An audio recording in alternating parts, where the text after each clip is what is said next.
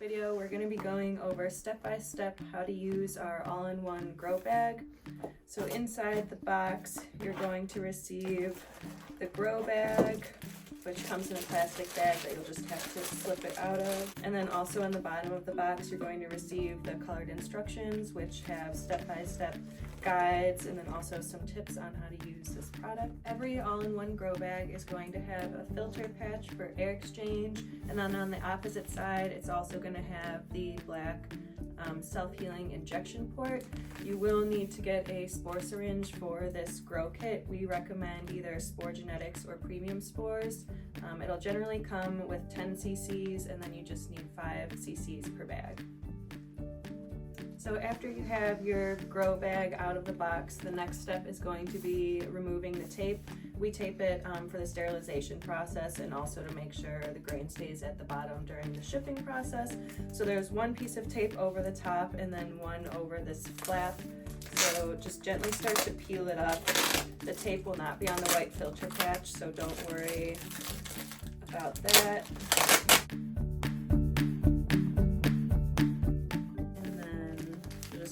To slip your finger in there. Once you have your clean area set up, we're going to use the alcohol prep pad to clean the injection port. And then there is a little piece of tape over this, but you can just stick your needle right through the tape. And then taking the syringe, we're just going to remove the cap and then putting needle.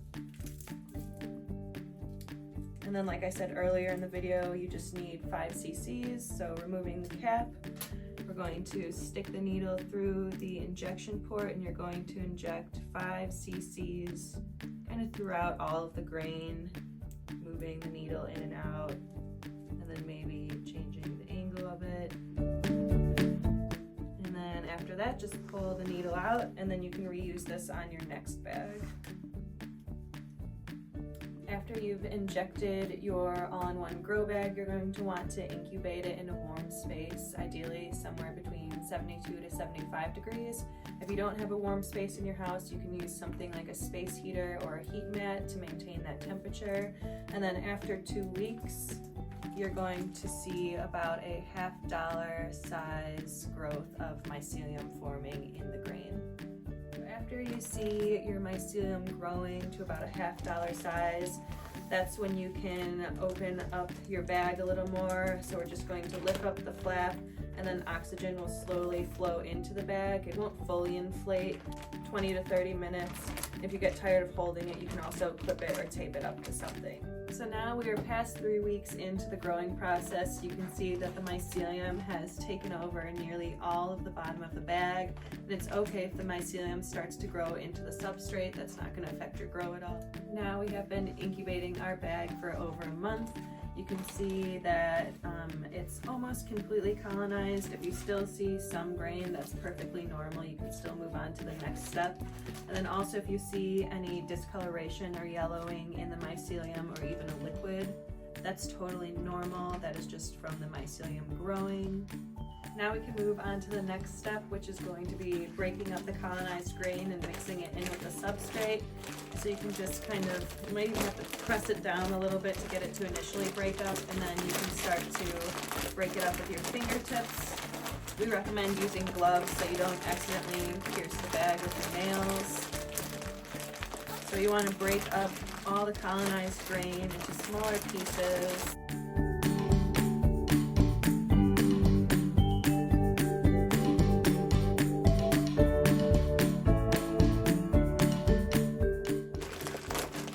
Once you've got it into smaller pieces, then you'll be able to move it around more freely in the bag and mix it with the substrate.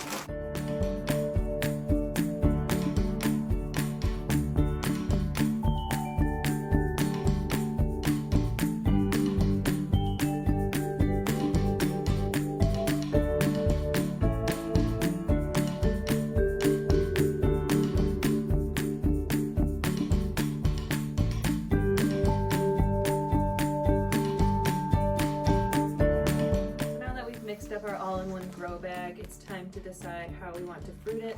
There's a few different options. One of them is shaking the bag sideways, and then you're going to want to place it in a mono tub with perlite and water. And for the first couple weeks, you're just going to leave it in the tub how it is, and then after 2 weeks, or it's fully recolonized, then you can cut the whole top of the bag off and remove that piece, and then you'll start to fruit. So this is a more traditional way of recolonizing your bag, just having it upright with the filter patch at the top. And then this is what your bag is going to look like after recolonizing for about 10 to 12 days. There's mycelium kind of growing all throughout the grain and the substrate now. Once you start to see tiny pins forming, you're going to need to mist it about once a day. So to do that, we're just going to cut the tub off. And then during this time period, you'll also want to expose it to about 12 hours of sunlight a day. And then for misting, you're just going to open up the top, mist it a few times.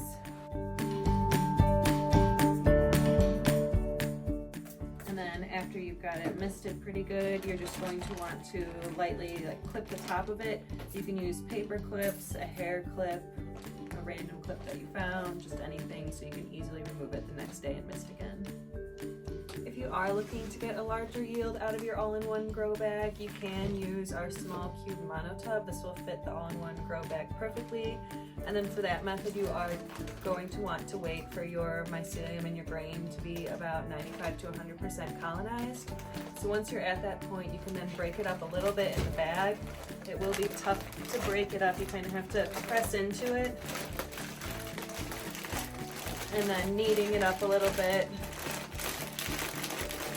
Once you've got it loosened up, then you can go ahead and cut the top of the bag off and then pour it into your small cube mono tub.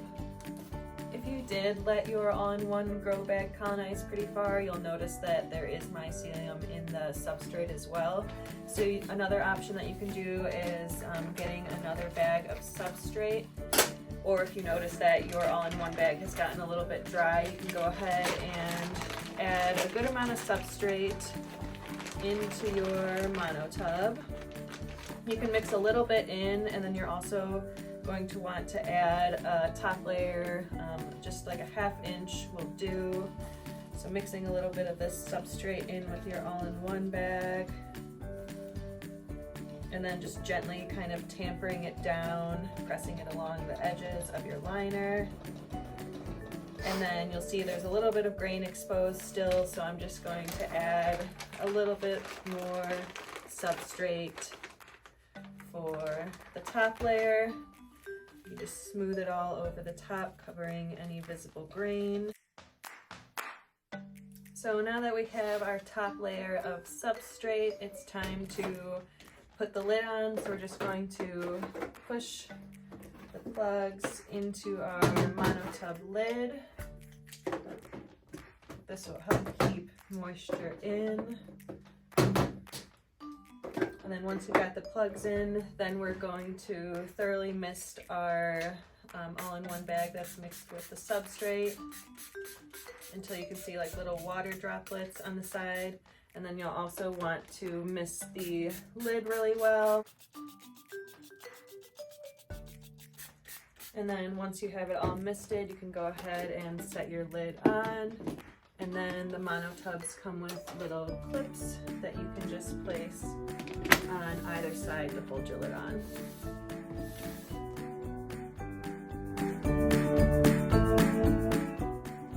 Here's what your final product will look like. To make it easier to harvest your mushrooms, you can roll down the plastic. If you have any other questions about this product, please email us at support@midwestgrowkits.com.